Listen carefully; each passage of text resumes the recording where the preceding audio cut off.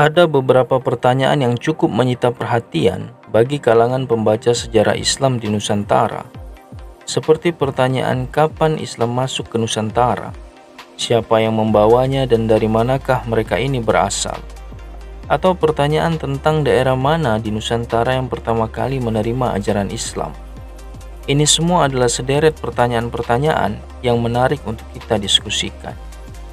Sebab kalau kita melihat Indonesia hari ini, ada 27 ribuan pulau dengan luas daratan 2 jutaan kilometer persegi. Ini baru daratannya. Kalau kita total dengan laut seluas 3,2 jutaan, maka luas Nusantara saat ini sekitar 5,2 juta kilometer persegi. Bayangkan dengan wilayah seluas itu, rasanya sangat sukar untuk memastikan wilayah mana yang pertama kali menerima ajaran Islam. Maka untuk mengurainya kita perlu membaca ulang teori-teori populer yang khusus membahas perihal ini. Ya, meskipun agak membosankan, karena di bangku sekolah kita mengenal sejarah adalah pelajaran yang membosankan, tapi paling tidak sebagai orang Indonesia dengan kebesaran sejarahnya, ada sedikit hal yang bisa kita pelajari.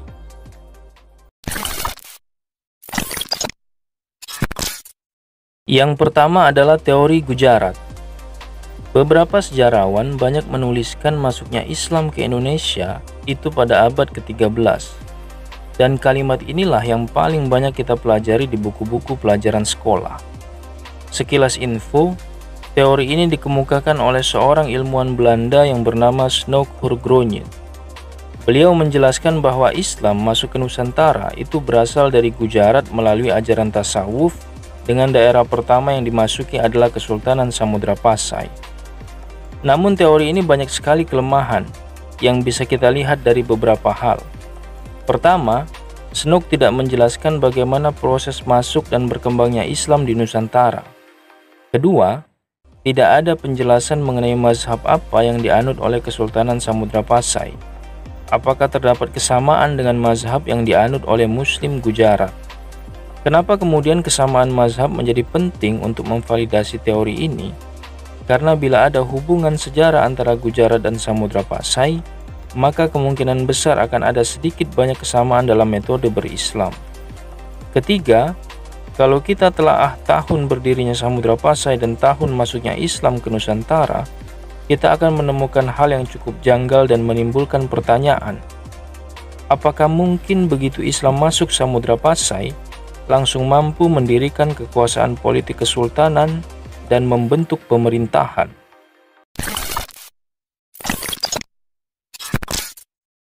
Berikutnya adalah teori Mekah. Buya Hamka saat menjadi narasumber di Medan tahun 1963 pada seminar masuknya agama Islam ke Indonesia, beliau lebih meyakini bahwa Islam masuk ke Nusantara justru lebih awal, yakni pada abad ke-7. Dan ini bersumber langsung dari literatur rakyat Cina berjudul Berita Cina Dinasti Tang. Dalam Berita Cina Dinasti Tang dituliskan bahwa telah terdapat daerah hunian wirausahawan Arab Muslim di pantai barat Sumatera persis pada abad ke-7. Berdasarkan pustaka sejarah tersebut, maka beliau menyimpulkan Islam masuk ke Indonesia dibawa langsung oleh niagawan Arab pada abad ke-7, sedangkan berdirinya Kesultanan Samudra Pasai pada tahun 1275 atau abad ke-13 justru bukan awal masuknya Islam, melainkan telah memasuki era perkembangan Islam. Bukti sejarah lainnya dituliskan dalam buku Nukhbat ad-Dahr karya Syekh Ar-Rabuah. Disebutkan bahwa hubungan niaga antara Jazirah Arabia dengan negara-negara di luarnya, termasuk Nusantara, telah terjalin sangat lama sejak era pemerintahan Khulafaur Rasyidin. Tercatat telah 32 kali Khalifah Islam mengirim utusan ke Cina pada periode tahun 632 sampai 661. Dan bila kita melihat peta dunia, jalur maritim untuk bisa sampai ke Cina Selatan mesti melalui Kepulauan Nusantara. Kunjungan niaga inilah yang dimanfaatkan oleh wirausahawan Arab untuk bisa melakukan kontak dagang dengan wirausahawan di Nusantara. Referensi lain yang cukup menguatkan teori ini adalah buku sejarah masuknya Islam ke Bandar Baru, Sumatera Utara yang ditulis oleh Dada Meuraksa. Beliau menerangkan, bahwa ditemukan makam seorang ulama bernama Syekh Mukaidin yang di nisannya bertuliskan 48 Hijriah 670 Masehi di Baros, Tapanuli.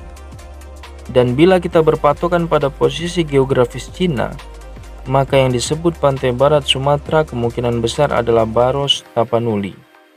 Maka cukup logis bila dalam berita Cina dinasti Tang dituliskan telah terdapat hunian bangsa Arab Muslim di wilayah pantai barat Sumatera pada tahun 674 atau abad ke-7. Mungkinkah Baros adalah daerah pertama yang menerima ajaran Islam di Nusantara? Bisa ya, bisa juga tidak.